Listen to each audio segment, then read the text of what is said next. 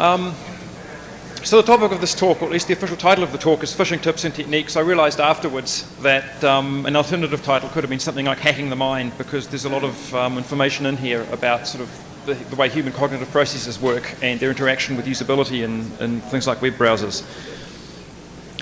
So the background for this is, okay, just some standard figures. There's who knows how much money being made from phishing. We know that it's a serious problem. We know that it works really, really well. What we don't know is the general reason why it works. A typical reason why is that users are idiots, which isn't really a good reason.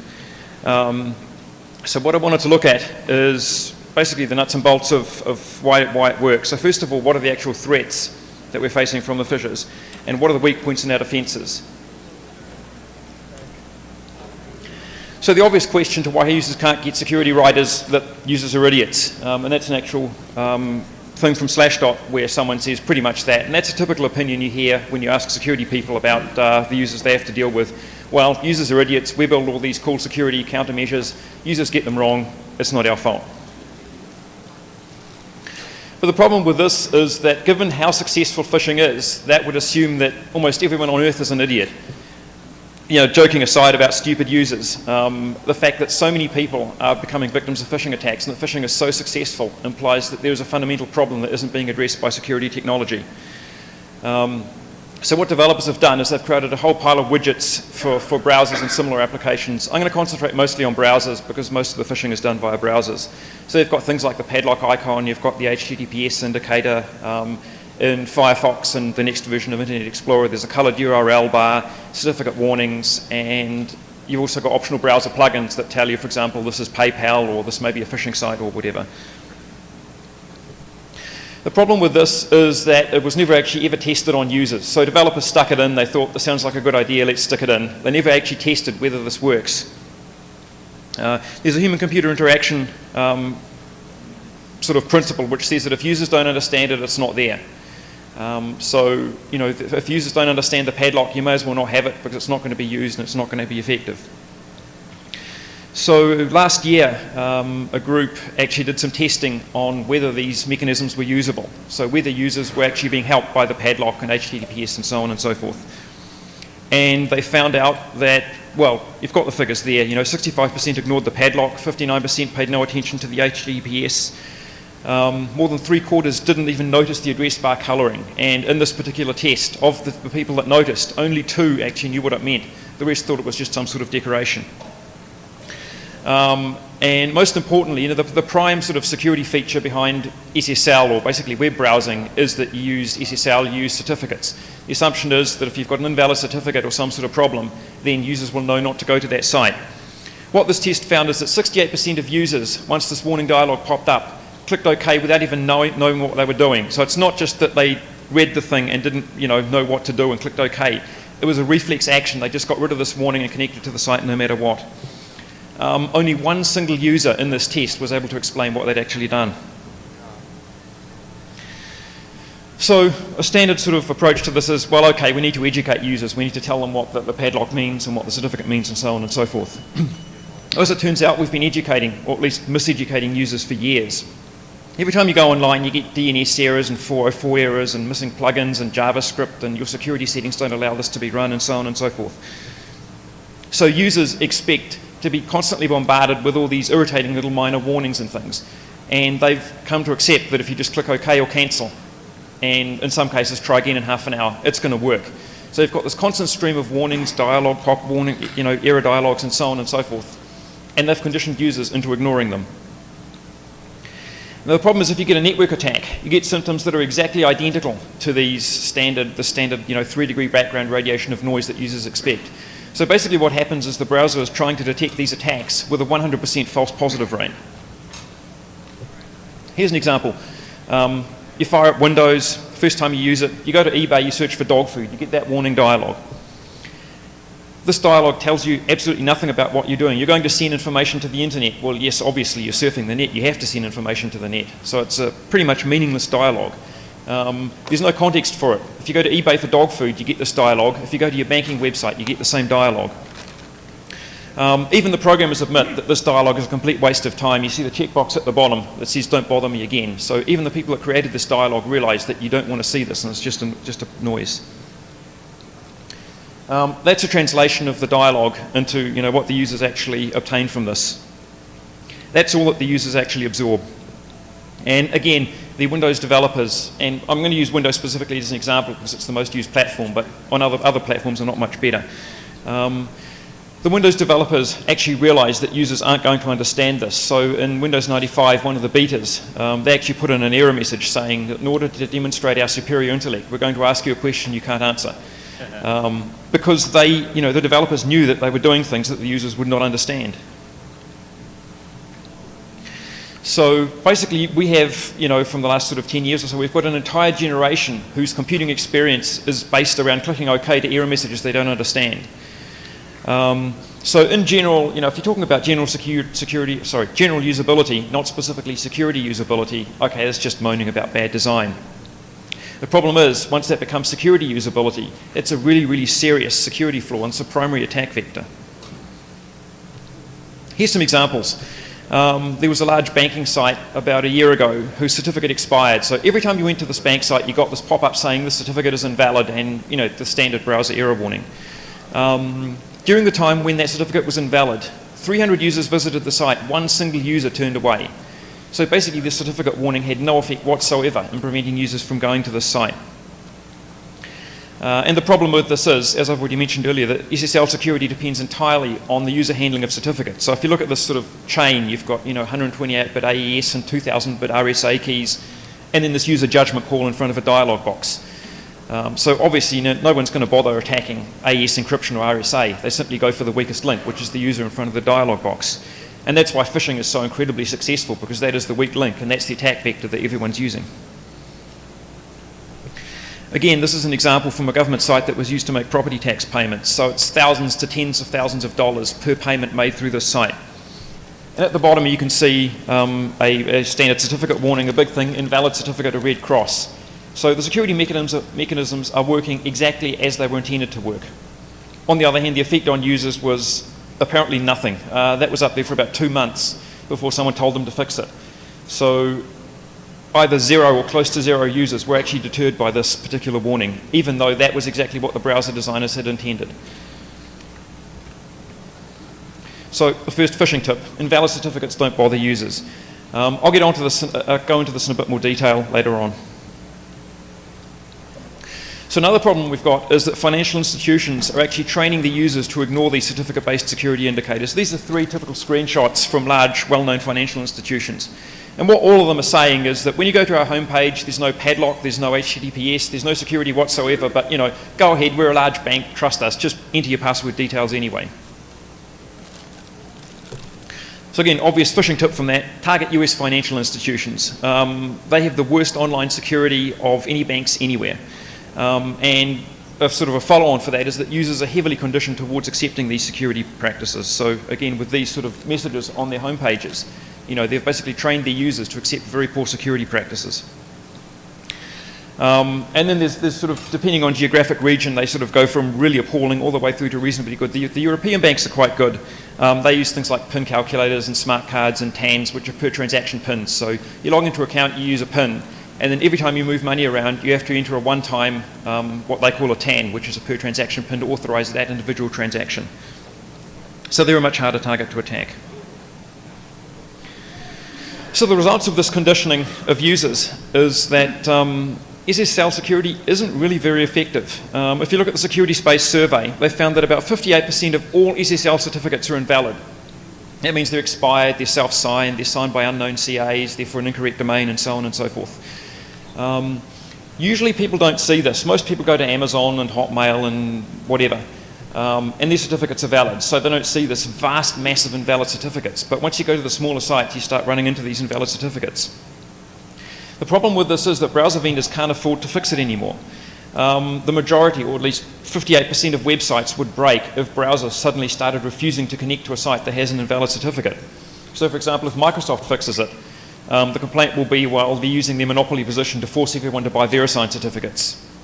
That won't fly.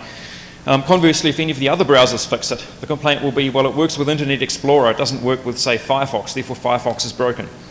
So the browsers have a the browser vendors have a very serious problem in trying to fix this. So again, the study I commented earlier that showed, the effects of the padlock and so on, found that certificates basically had zero effect on people visiting a website. It was pretty much indistinguishable from placebo. And there's a comment from that study. Users basically dismiss the error messages, and so they have very little protection against man-in-the-middle attacks. In other words, the very thing that they were designed to protect against, they're not actually doing. There's a mechanism used for accepting sort of small cash payments. I don't know if it's used much in the US. It's used in some countries outside the US called an honesty box. So if you've got something like a newspaper or whatever, you have an honesty box next to it, and you trust that most people are honest, so they're going to drop in the right amount of money before they take the newspaper. And it works most of the time. Typically it's used in situations where it's not worth having someone sitting there counting the money and making sure that people are paying the right amount. And that's pretty much the same security as what SSL certificates get you. You spend $500 on a VeriSign certificate and people will visit your site. You use a $9.95 budget CA certificate, people will still come. You create a self-signed certificate, exactly the same as the $500 VeriSign one. You use an invalid certificate, again, they'll still come in. And if you're a bank, you just put up a nice warning message saying, don't worry, there's no security indicators here, but trust us, we're a bank. And again, people will still come. So if you're buying newspapers for sort of 50 cents, it doesn't matter if you lose the odd 50-cent deposit. And if you're up against crooks who are determined to always be dishonest every single time, then this provides basically zero security. So there's one other interesting thing that the study found. It found that users treated a site with no certificates at all as being less secure than one with an invalid certificate. What they assumed was that there's a certificate there, okay, it's expired, but it's a certificate, so it's good enough, it's got to be good for something. If you think about this, if you go into a lift or an elevator, there's a certificate in there. Is anyone here, just to get a show of hands, has anyone here ever checked the security certificate in an elevator? So a safety certificate. Has anyone checked that the safety certificate in the elevator actually matches both the building and the elevator they're travelling in? Okay, well, very paranoid people, which is basically what you need to do to validate an SSL certificate. And that's the example that people have from real-world usage. If you go into a restaurant, you may possibly glance at the food safety certificate on the wall while you're waiting for your, to be seated. But in general, people don't check to that level of detail. And when they go to a website, they get the same thing. It's got a certificate, it's good enough for me. So the result of this is not only is it indistinguishable from placebo, it's actually worse than placebo, in that users behave less insecurely when they go to a site with no SSL than when they go to a site with SSL. Obvious phishing tip from that. Use a self-signed certificate because it gets you a lot more respect than not using any certificate at all. And the phishers are starting to realise this. So last year alone, there were about 450 secure phishing attacks that are known. There are probably who knows how many more that weren't actually realised. The two sort of main ones, apart from the obvious cross-site scripting, is self-signed certificate. And you get a genuine certificate for a sound-alike domain. For example, that was a real site that used SSL, visasecure.com. The issue with that is that Visa actually used things like verified by Visa and Visa Bucks and so on and so forth. So if you're used to domains like that and you see visasecure.com, there's no reason that you can, for the typical person, not to believe that that is a genuine Visa site and it's got a certificate issued by a trusted CA, has to be the real thing. Okay, so that was some of the actual problems in terms of user interface. Now I'm going to look into the actual background, the nuts and bolts of why users behave in this manner, why they simply get rid of these dialogues. Up until about 20 odd years ago, it was assumed that the human decision-making model was something called the economic decision-making model. So that assumes that you generate a set of alternatives, you sort of weigh them up, you decide this is the best one, I'll go with this one. The problem is that in many situations, and in this particular example, battlefield decision-making, humans make really, really bad decisions. So if you follow the economic decision-making model, that shouldn't really happen. So the US Department of Defense commissioned a study to find out how these decisions are actually being made. And they found that in this particular case, which I'll go into in a minute, the way users make decisions is that they simply generate options one at a time. They never compare any of the two options. They generate options one at a time. They take the first one that matches. If it doesn't fit that well, they throw it away and go on to the next one. It's something called the singular evaluation approach. And it's very, very different from the way that, people were expected to make decisions. So if you look at things like web browsers, they were based on this particular decision-making model and not at all on the way that people are actually making decisions. So the situations when you switch from the economic model to the singular evaluation is when you're under pressure, which is pretty much automatic if you're using a computer. You want to do your online banking and some stupid dialogue pops up. You want to get rid of it as quickly as possible, so you're automatically under pressure. When you're dynamic conditions, so you can't really perform detailed analysis, you can't sit back and think about all the possible options. And when you've got very little basis for analysing and comparing choices. And again, in this case, with these complicated certificate-based messages, users have no idea what that's talking about. There's just another example screenshot I used. That's the American Express homepage, which has an invalid certificate. But again, it doesn't seem to have stopped people from going there. So when you're dealing with computers, you use this all the time. It saves time and effort. Whenever you get a pointless pop-up dialogue, you just make the first decision you can to get rid of the thing, which is to click OK or cancel. And in fact, the web browsing model itself encourages this kind of poke and hope thing. So you go to a website, you click on something, it's not the right link, you go back, you try something else, you go back. So the fact that users are using web browsers, the actual environment they're working within, is conditioning them as they're using it to use this type of decision making, means that an attack that takes advantage of that is extremely powerful. Because web users are basically constantly immersed inside the singular evaluation environment. So the reason why humans do this is that if they didn't, they wouldn't actually get anything done. It's not some defect or bug in the way the brain works. It's what makes humans function. AI researchers have actually tried to do this. So they've tried to computerize singular evaluation, or at least sort of computerize common sense, I guess would be a better way of putting it. And the software's had to grind through millions and millions of possible implications in order to come up with this decision. So AI researchers call this the frame problem. How do you frame a particular problem in such a way that it's easy to solve? Some humans actually don't use singular evaluation. They use the sort of economic model for everything they do. And that's a psychological disorder called somatizing catatonic conversion, which, as the catatonic may indicate, what happens is that you simply grind to a halt. Because every single action you take, you have to go through all the possible implications, and you never actually get anything done. So if humans did exclusively use this economic decision-making model, they wouldn't work. It's not a bug, it's required for humans to function. So, this isn't grumbling about stupid users, that's basically a law of nature. You can't educate users out of this, you can't avoid this, you have to deal with this. And more importantly, you can't patch this in a hurry, it's always going to be there. And things like salespeople, for example, already know about this. So maybe they haven't got into the heavy-duty psychology stuff, but they know that if you say something like call in the next 10 minutes, then people switch from the economic model where they'll realise that what they're buying is a pile of crap to the singular evaluation model where they say, okay, I've got to act really, really quickly or I'll miss out on the deal and I'll go and buy it. So another problem that comes about from the way that humans do things is the difference between automatic and controlled processes. So a controlled process is something that's relatively slow, it requires a lot of mental effort, but on the other hand it gives you a great deal of flexibility. So an example of this is if you're a novice driver, you have to manually check for things and change gears and look out for pedestrians and traffic lights and so on and so forth. It requires quite a bit of mental effort, but the fact that you're specifically going through and checking for all these things gives you a great deal of flexibility. The opposite of that is an automatic process. Which is what an experienced driver has. So they will automatically, without really being consciously aware of it, check for traffic lights and signs and whatnot. The feature of an automatic process is it's very quick to do, requires very little mental effort, and you're basically acting on autopilot. So the thing with humans is they're creatures of habit. If you have an automatic process, it's triggered by certain stimuli.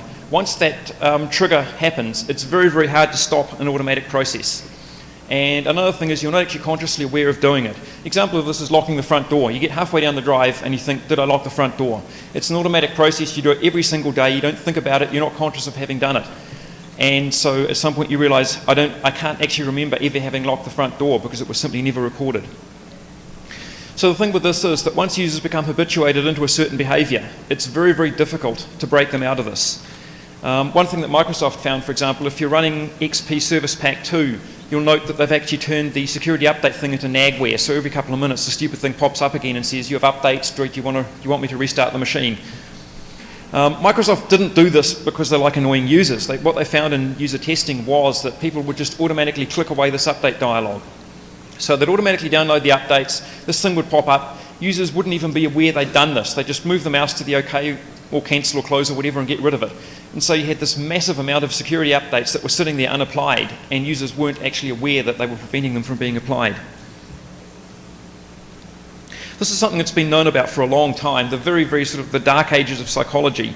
The very first psychologists realized that users basically resist attempts to change their behavior. So once they've become habituated into this bad habit, then even if you go to them and say what you're doing is wrong, they still won't change their behavior. And software vendors have tried to work around this. The most notorious example probably is, the Microsoft Office paperclip. Hey, I've noticed you're doing this in a really long-winded and stupid way. Here's 2 keystrokes that you can do it. And users really, really hated it. So a consequence of this is that every time you go online, you have to endlessly authenticate yourself. This is a screenshot from Firefox.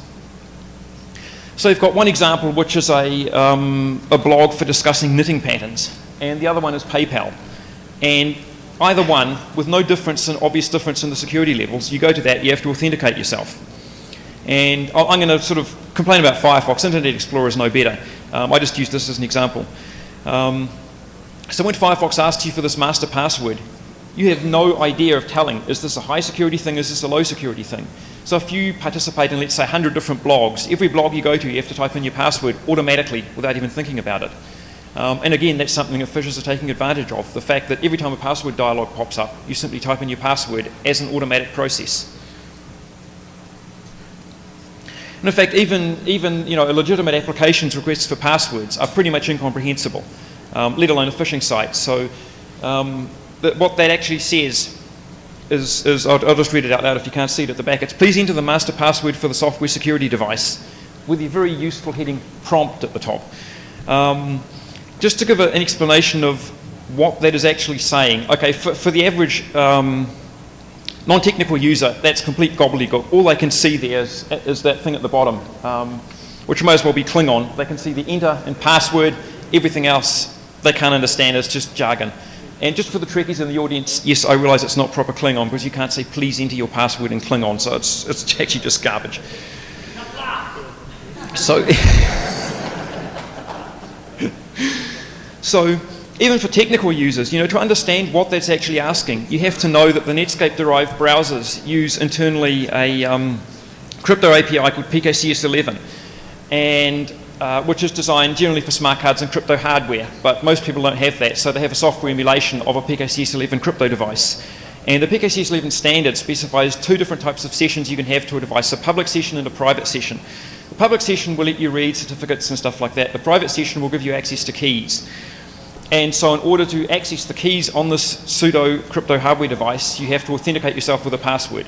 So what this is saying is please enter a password to establish a private session with the PKCS11 software emulation crypto device built into the browser. Nobody will understand that. This is going beyond just the average user not understanding it, even most geeks, I think, unless they know a lot about how PKCS11 crypto interfaces work, will not have a clue what that dialogue is actually really saying apart from enter password. So users are basically habituated into entering their passwords for everything. Any dialog that pops up, they enter their password. It's an automatic process. Once the stimulus appears, once something appears with the word password on the dialog box, they type in their password. Biometrics are going to be even more brilliant. I read this cool article about 1 or 2 weeks before I came here, which was about biometrics for protecting against phishing. It never actually explained how they were going to do this. It was a long thing about how fingerprint readers work. But biometrics are going to be even worse for this because biometrics are even easier to enter. You've got this fingerprint reader here, click, authenticated, dialog box, click, authenticated. So becoming habituated into that and that becoming an automatic process is even easier than typing in your password. So it's far more vulnerable actually than straight passwords. So some phishing tips derived from that. Because of this lack of differentiation between high and low value passwords, try phishing for a low value site.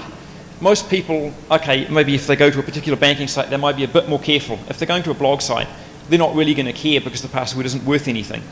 At the moment, phishing for banking sites is still so easy that it's not really worth doing this. On the other hand, if the banks ever get their act together, that's one thing you can try and do. And then obviously try the phish credentials at high-value sites, so you get someone's Hotmail password and try it at Bank of America.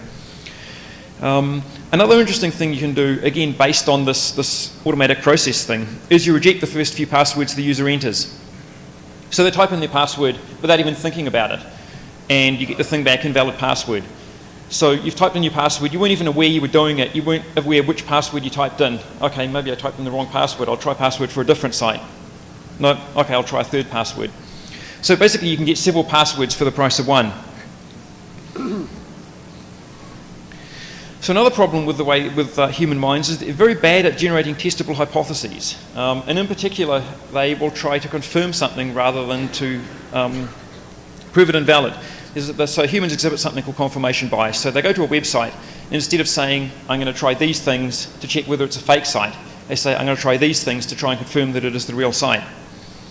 A consequence of this is that people are more likely to accept an invalid but plausible conclusion rather than a valid but implausible one.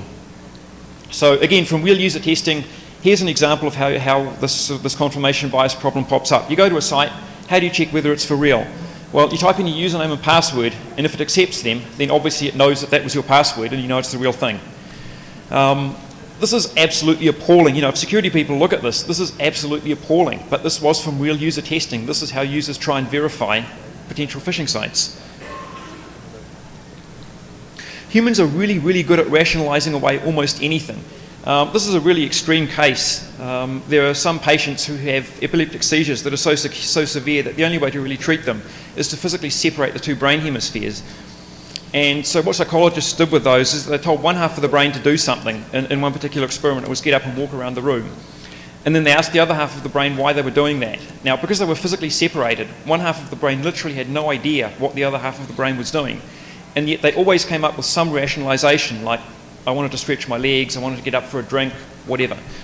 So, you know, that's a kind of an extreme example. Humans can always come up with some plausible explanation for something, even if they have absolutely no idea why it's actually happening. And here's an example of how that works in the case of phishing. Okay, so you've got a bank site located in an unexpected place. Again, this is from user testing. These are actual genuine user responses towards, you know, why is this thing located in some really weird location? And all of them kind of make sense. You know, SSL-Yahoo.com, okay, it's a subdirectory of Yahoo. Some site in Brazil, well, they have a branch in Brazil, so obviously that's why I'm getting sent there. I've had to go to websites that are simply IP addresses rather than proper URLs, and so on and so forth. And it's very easy to rationalize that. So the phishing tip from that is people basically really, really want to believe what they see. So just create a very good copy of the site, and it doesn't matter if it's in Romania, they'll still believe it. And, you know, exploit the confirmation bias. So make it very easy to confirm the site's authenticity based on these sort of, well, basically stupid things, unless you realize that's how the user's brains work. These stupid ways of testing things. So another problem is that financial institutions in the real world have invested a great deal in anti-counterfeiting technology. So, you know, if you look at banknotes, you've got watermarks and, you know, things printed in see-through register and taglio printing and a whole pile of other stuff. And that's all based on the fact that it's very, very difficult to replicate certain physical security artifacts. So the result of that is that people assume that complexity means authenticity. So if you go to a website and it's got a whole pile of, you know, flash animation and animated graphics and really complicated layout, they assume that just like a banknote and a check and so on with anti-counterfeiting measures, that because of all this complicated detail in there, that must be the real thing, because if you've got a flash animation, for someone to sit down there and manually copy all the little details of this flash animation across onto their site would be extremely difficult. They just assume that the digital world follows physical copying rules. So exploit that. And again, this is from actual phishing tests and usability tests. So if you've got a site that's using Flash and animated graphics and so on and so forth, copy that and very prominently feature it on the homepage. And that's something that users have actually said. You know, they went to a phishing site and they had said there was this animated dancing bear or something on this site. And I trusted it because it had this really complicated animated graphic that the phishers couldn't possibly have forged. One thing you have to be careful with if you're just sort of slurping down the entire website is be careful with very literal copies. If you've got things like dates and stuff on there, you can't just take a snapshot of the site. You actually have to be, you know, maybe parse it and update dates and other things like that. But as long as the site looks plausible, it'll actually work, because the user assumption is that no one will bother creating an entire fake site like this and copying every single feature. That's an actual phishing site. And so the example I gave earlier of these banks that put little padlock pictures on their home pages and then have a message saying, there's no SSL but trust us. So that's the actual padlock. And the difference between the Bank of America site and the phishing site was the Bank of America site, you click on the padlock and it displays a message saying, we have no security but trust us. And on the phishing site, you click on that padlock and nothing happens. So these people just have no pride in their work. They couldn't even copy the simple bank site. So there's something called the Simon Says problem, which hits browsers a lot. And what that is when you're expected to change your behavior in the absence of a stimulus. So not the presence, but the absence of a stimulus. So in web browsers, you've basically got this tiny little padlock. And when the padlock is absent, you're supposed to treat the site as being not so secure. The problem with this is the Hamming weight of that is basically close to 0. Users simply don't notice it. When Internet Explorer 6 Service Pack 2, they introduced this tiny little blue ribbon, which indicated that I think it was a pop-up had been blocked or something like that. And some folks did a usability test on it after Microsoft had released it and found that not one single user actually noticed that this security ribbon was there. And this has happened in a lot of other cases as well. There was a case where some folks were doing some testing on a spreadsheet, and they had this little pop-up dialog box that came up saying, there's a $50 bill taped to the bottom of your seat, take it. And no one noticed it, and no one took this $50 bill, even though this thing popped up in the middle of when they were using the spreadsheet. So there's a whole sort of science about this called inattention blindness. It's only been studied in the last couple of years. It's actually a really, really interesting read if you don't mind sort of reading psychology texts. One of the best known examples of this, which people here may have seen because it's been shown on TV in a number of programs, two psychologists, Simons and Chabris, did this in '99. So they taped some people playing basketball. It was a black team and a white team. And they asked people to watch the two teams. And halfway through the game, this guy in a gorilla suit sort of walked across and sort of stood in the middle of the screen and then walked off again. And this gorilla suit, in the middle of this basketball game, was on screen for about 9 seconds. And only 43% of people actually noticed that this gorilla had walked across in the middle of the game. The paper's called Gorillas in Our Midst. If you Google for it, you can find it. And there's been a pile of similar studies that people have done on this. And as I said, it's an entire science called inattentional blindness. So what happens is that people are focusing on the particular target they need, they're interested in, and basically weeding out everything else. A more common example of this is, you hear of accidents. Someone's driving down the road, they hit a cyclist, and they say, I didn't see the cyclist right in front of me.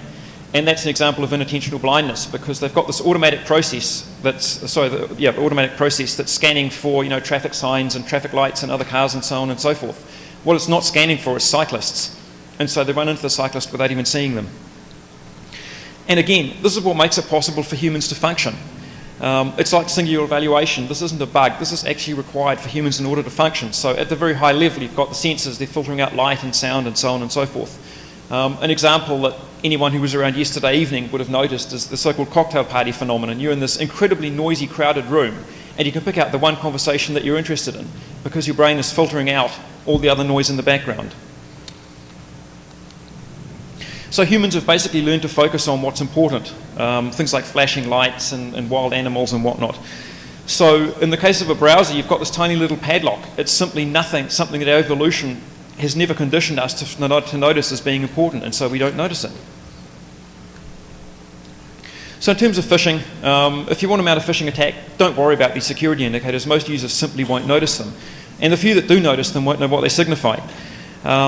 There are security toolbars which try and make this a bit more obvious. So you've got this big toolbar rather than a tiny padlock and an HTTPS. On the other hand, first of all, most of them aren't installed by default. So you've got to actually know about them and go out and find them and install them as plugins, which the typical phishing victim is not going to know about. And in any case, even with all that, again, there's been a study on this, and about 39% of users, even with these toolbars and all the other indicators, were still fooled. And also, again, you've got US banks who are training very hard to, working very hard to train users to ignore all this stuff. So let's just sort of revisit this thing about why users can't get security right. It's not actually that users are idiots, it's that security people are weirdos. The sort of human conditioning, human evolution and so on has trained people to ignore padlocks, to ignore HTTPS and so on and so forth. So only security people whose minds work very differently from the rest of the population would actually stop and look at the padlock and check certificates and so on and so forth. No normal person would ever actually handle a user interface that way.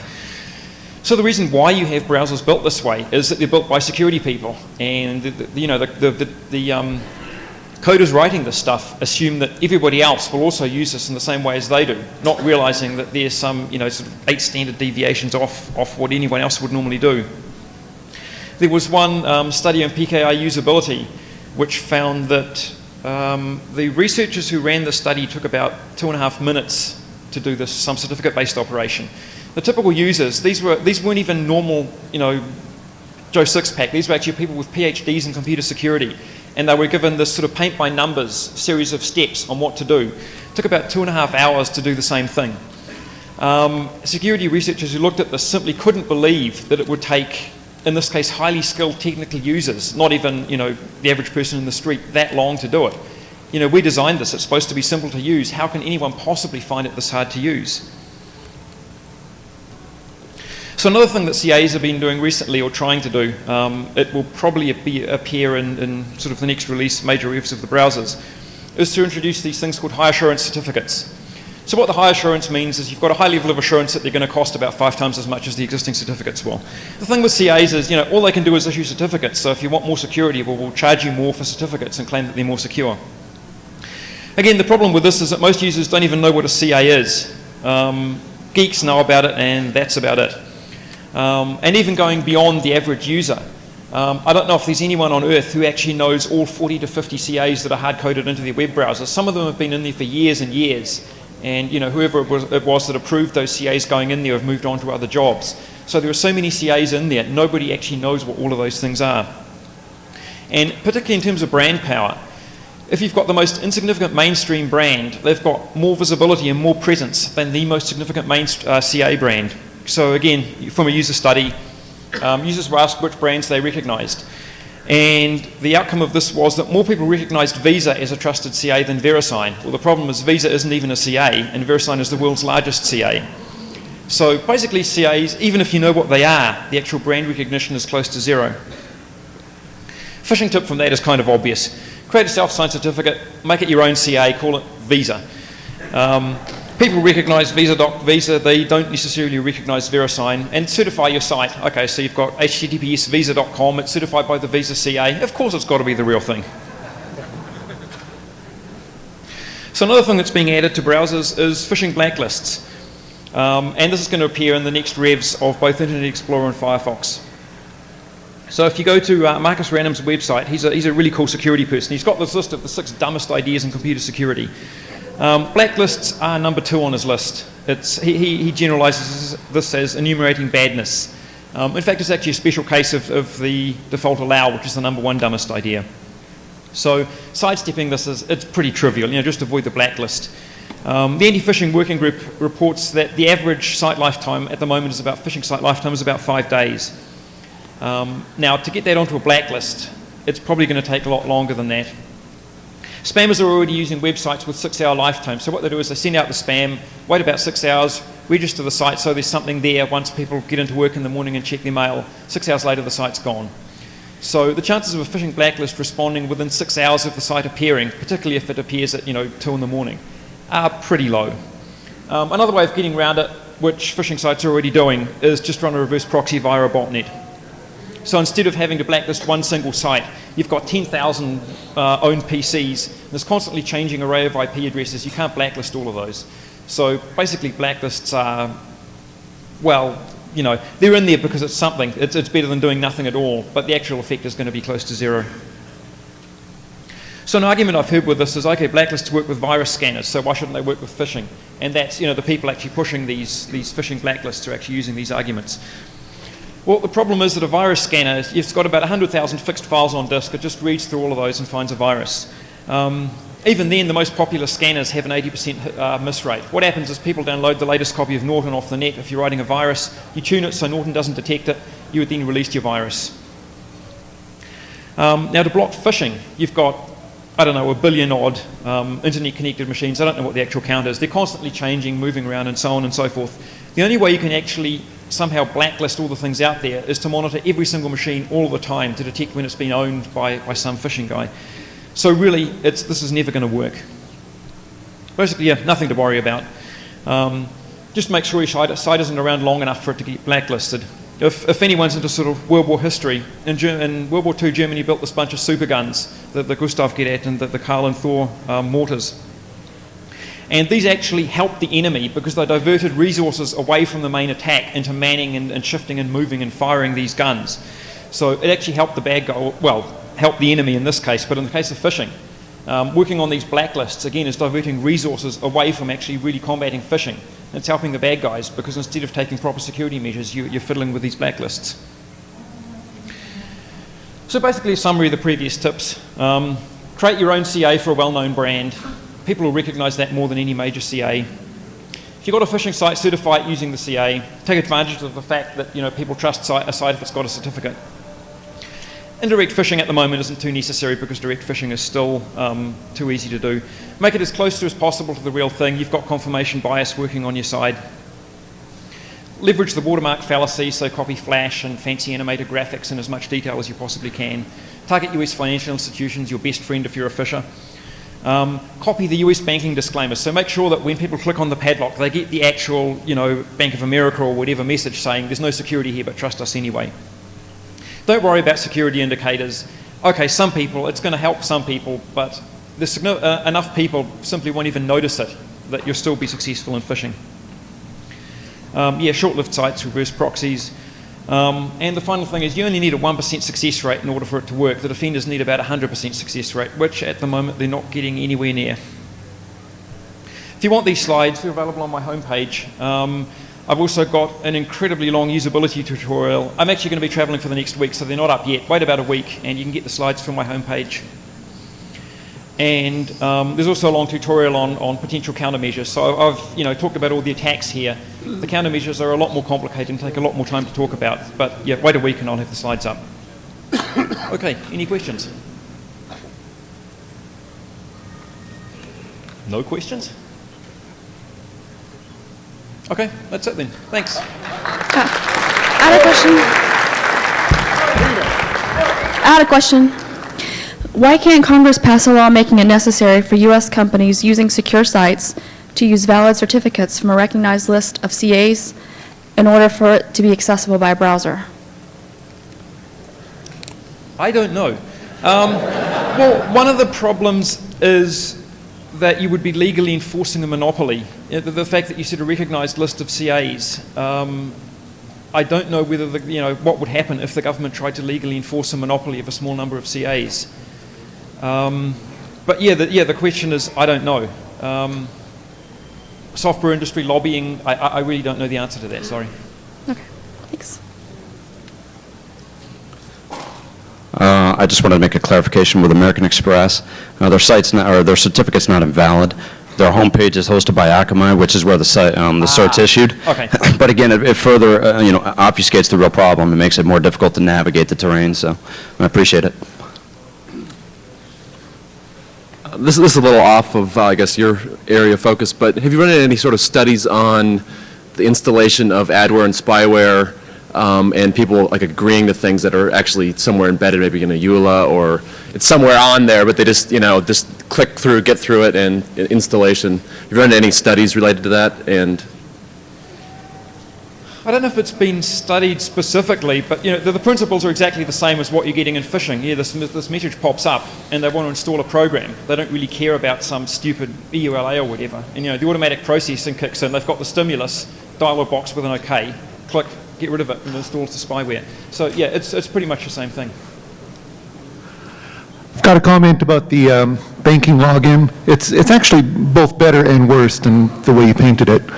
If you look at the source on those bank login pages, a lot of times it won't be SSL for entering your username and password, but when you click OK, the actual form post is an SSL. Yeah, but that doesn't matter, because if you go to a website and you enter your username and password, you want to know it's the real bank. Oh yeah, absolutely. Or to authenticate the web page, it doesn't really matter. I fully agree. And actually, I work at a large online bank, and I fought that very battle and convinced our marketing department to not implement that kind of login page. Right. So. Yeah, well, one of the reasons for mentioning this is hopefully by pointing this out and sort of pointing big signs at it, banks will fix that. It's all about user conditioning, like you were saying, and if users are accustomed to entering their username and password for their financial transactions on a non-secure page. Right, yeah. All right, thank you.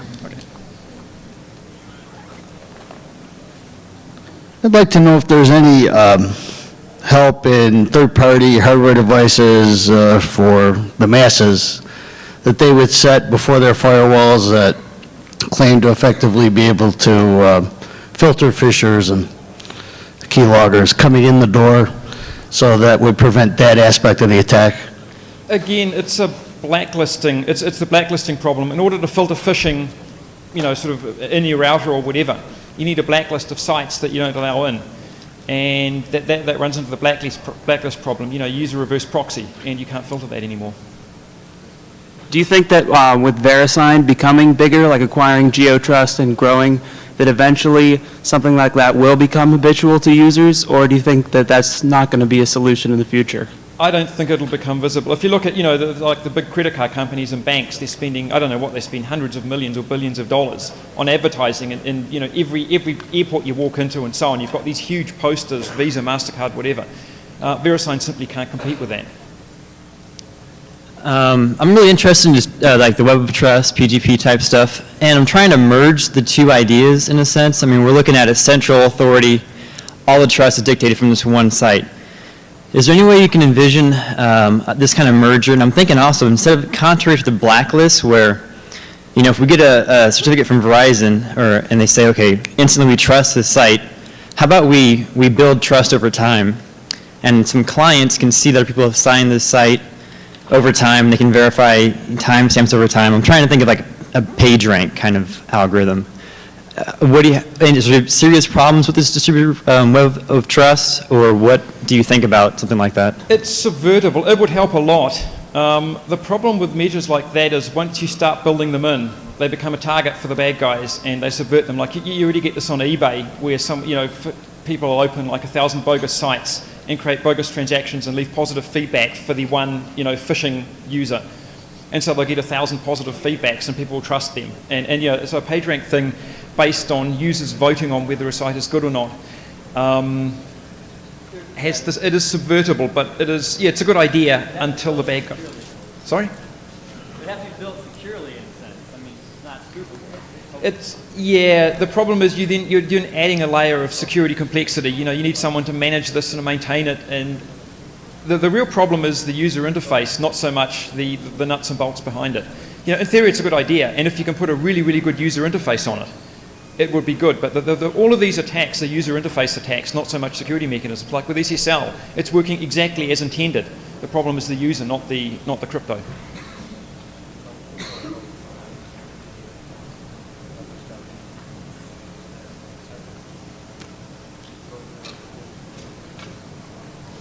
I've got a question more from the registry side to prevent phishing, because I work for registry in that particular section. What about a group looking for future fraud trends, future phishing trends, and then cutting them off at the pass by making sure that these words, these phrases are watched over, and when these things are purchased, then tracked? So like a lot of companies like VeriSign, GoDaddy, namedomain.com, if you buy anything that says Visa, SSL, eBay, they're on you. That gets flagged, it goes to a department, they're searching it, they're checking it, they're making sure the credit cards are real, they're making sure all this information is real. If it's not, well, they've got a little thing in their disclaimer that says, I own this, not you, you're just leasing it, take it back. Now you don't have access to that domain name, making phishing that much harder. What about a group getting together, trying to find these trends, and then cutting them off at the pass?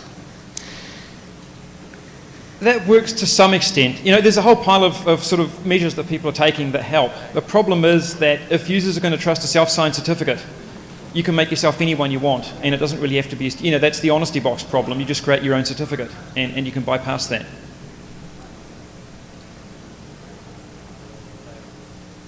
Okay, I guess that's it. Thanks.